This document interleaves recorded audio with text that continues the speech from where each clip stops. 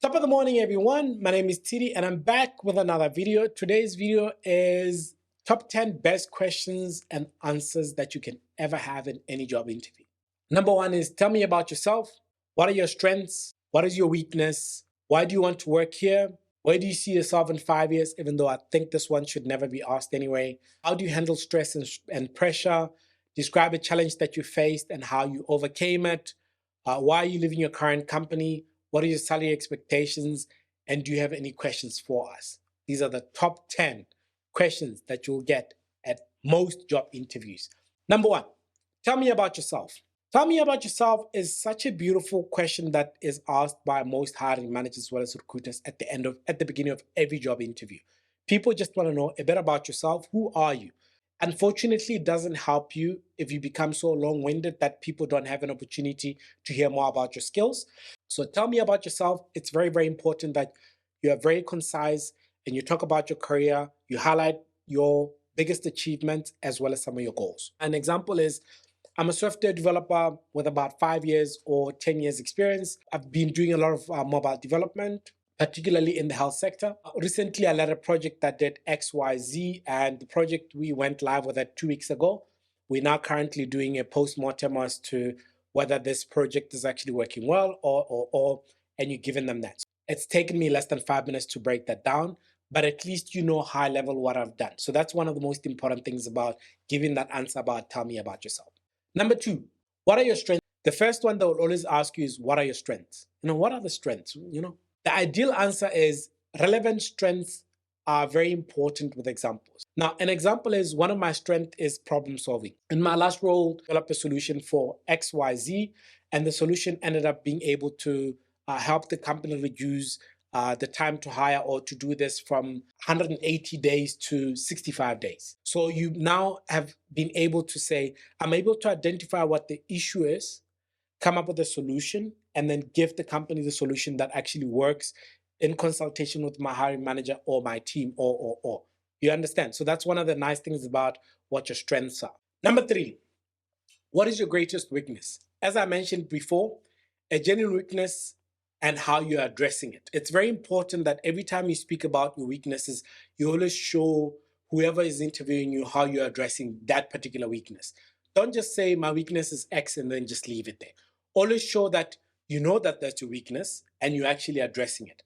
The other thing that we always say to people is avoid disguising a strength as a weakness. Avoid trying to, take a strength and then turning it around and making it sound like it's a weakness. It's not, because people will see through that. So make sure that if it's a weakness, it's something that you're fully addressing.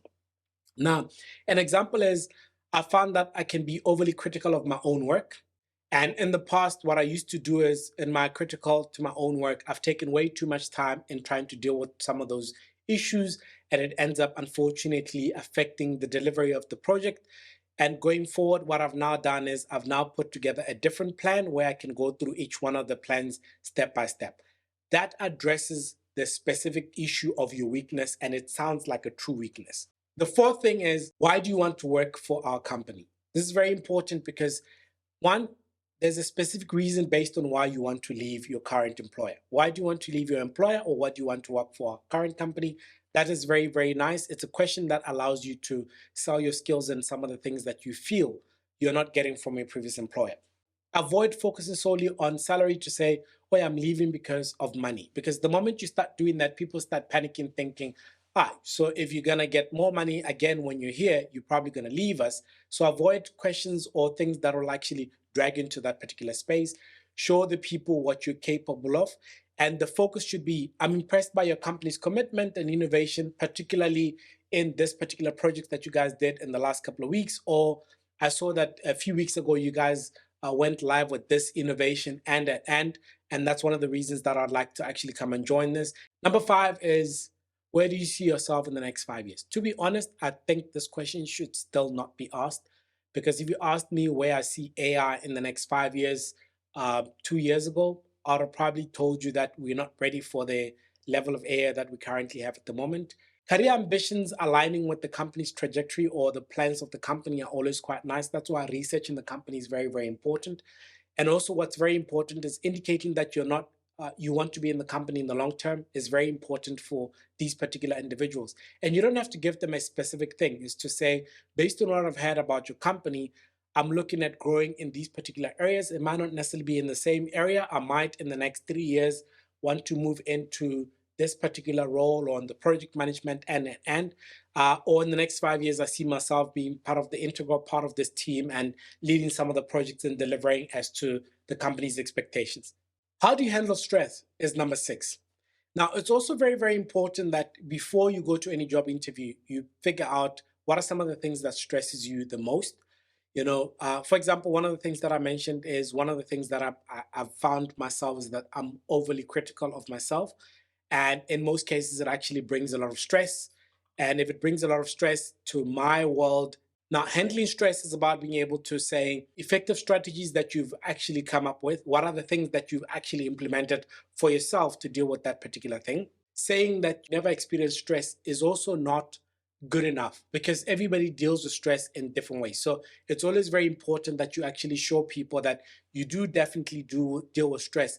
And one of the things that you can always say is that I prioritize my tasks and break them into smaller chunks so that I can deal with them and I don't have to actually worry about some of the things that I haven't been able to deliver. Number 7 is describe a challenge that you faced and how you overcame it. Now, specific challenges, actions, and what you've dealt with. Remember, the STAR methodology that I keep on speaking about is very important. What is the situation? What is the task?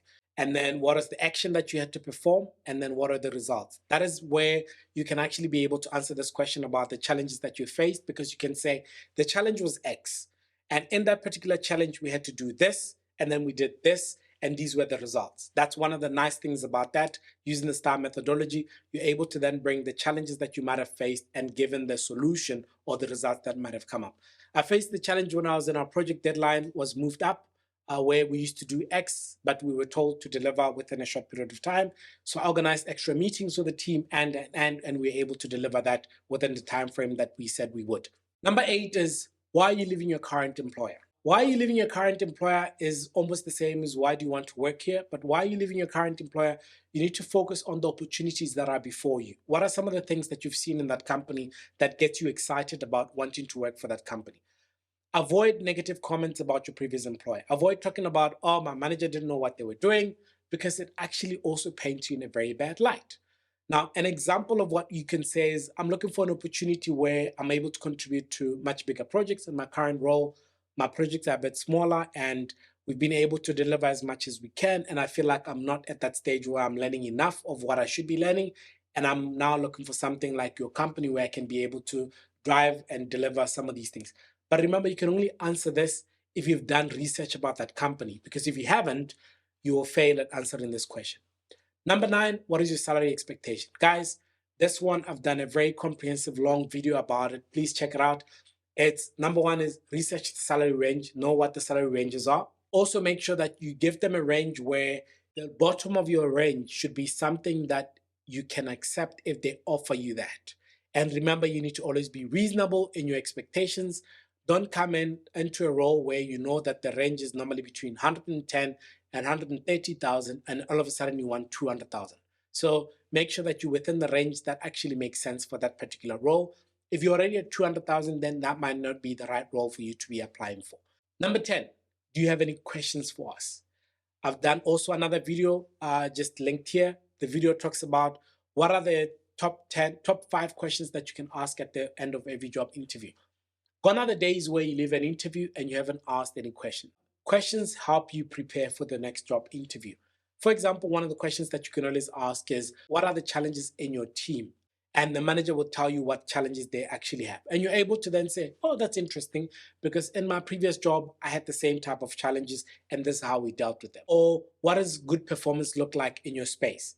Manager needs to then tell you what they think good performance looks like, because if they can't tell you that, then that's also another red flag where you're like, am I even coming to this particular company?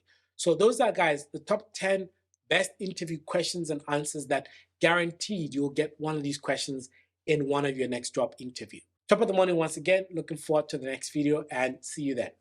Peace.